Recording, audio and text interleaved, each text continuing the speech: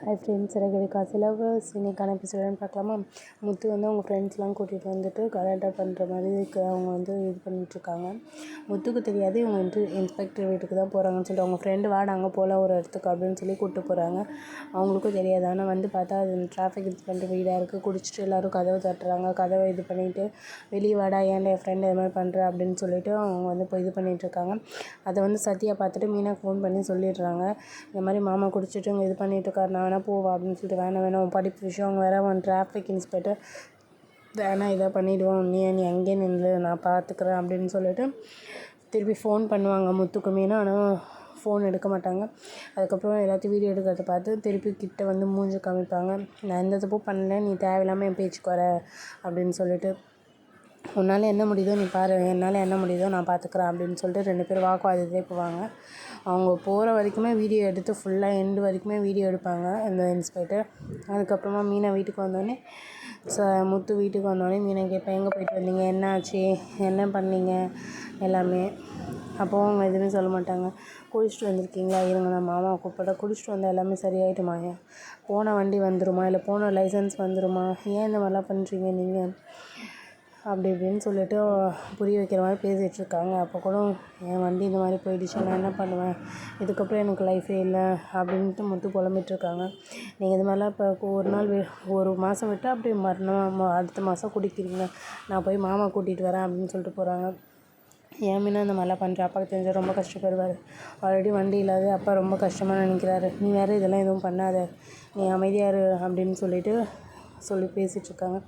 சரி வா வந்து சாப்பிடுவோங்க வாங்க அப்படின்னு சொல்லிட்டு கூட்டிகிட்டு போகிறாங்க மீனா. அப்புறம் ஊட்டி விடுறாங்க.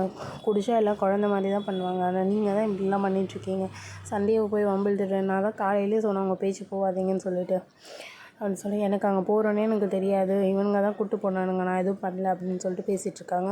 அதுக்கு காலையில் ஆகிடுது. முத்து வீடு பெருக்கிட்டுருக்காங்க. எனக்கு தான் எந்த வேலையும் இல்லைல்ல, அதனால பெருக்கிட்டுருக்கேன், நம்ம வீடு தானே, நான் பெருக்கிறதுல ஒரு தப்பு இல்லை அப்படின்ட்டு. எப்படியோ சொன்ன மாதிரி நீ இது வழிக்கு கொண்டு வந்துட்ட அப்படின்னு சொல்லிட்டு விஜயா வந்து மீனா பார்த்து சொல்கிறாங்க. அமைதியாக இருக்கிறதா இருந்தால் இருங்க அப்படின்னு சொல்லிட்டு அழுதுகிட்டே சொல்கிறாங்க. அதுக்கப்புறம் தொடப்பத்தை எடுத்து வேகமாக பிடிச்சி அப்படியே தூக்கி போட்டுவிடுவாங்க.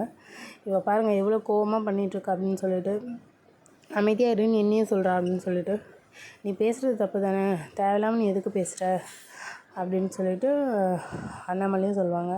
ஆமாம், நீங்கள் அன்றைக்கி தான் எனக்கு சப்போர்ட் பண்ணியிருக்கீங்க அப்படின்னு சொல்லிட்டு அது உள்ளே போயிடும். அதுக்கப்புறமா நம்ம வீடு தான் இது, அது எனக்கும் தெரியுது, நீங்கள் இந்த மாதிரி வேலையெல்லாம் செய்யாதீங்க அப்படின்னு சொல்லிட்டு கிச்சனில் கூட்டிகிட்டு போய் எல்லாமே சொல்லிட்டுருப்பாங்க. சரி நான் பாத்திரம் இருக்கும், நான் கழுவ போகிறேன் அப்படின்ட்டு.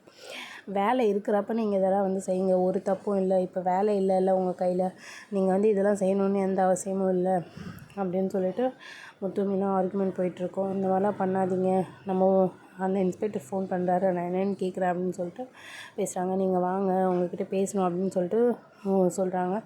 சரி அப்படின்னு சொல்லிட்டு சரி கிளம்பலாம் அப்படின்ட்டு கிளம்புறாங்க 2 பேரும். அதுக்கப்புறமா அவங்க அப்பா கூப்பிட்டு பேசிகிட்ருக்காரு. நீ ஏன் இப்படி தலையை தொங்க போட்டுட்ருக்க, நீ எந்த தப்பும் பண்ணவே இல்லை, நீ தலையை நிமிந்து தான் இருக்கணும் முத்து, என் முத்து எப்பவுமே தலையை நிமிந்து தான் இருக்கணும் அப்படின்னு சொல்லுவாங்க.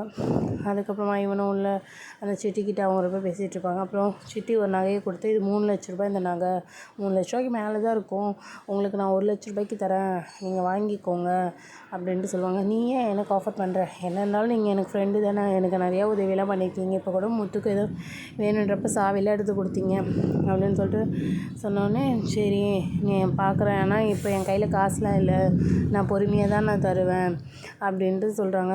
எவ்வளோ பொறுமையாக இருந்தாலும் தாங்க, நான் 1 மாதத்துல வந்து எனக்கு தந்துடுங்க, எனக்கும் அர்ஜென்ட்டு தான், 1 லட்ச ரூபாய் இது அப்படின்னு சொன்னேன். சரி நான் வாங்கிக்கிறேன் இந்த நகையை அப்படின்ட்டு எடுத்துக்கிறேன்னு சொல்கிறான் ரோகிணி.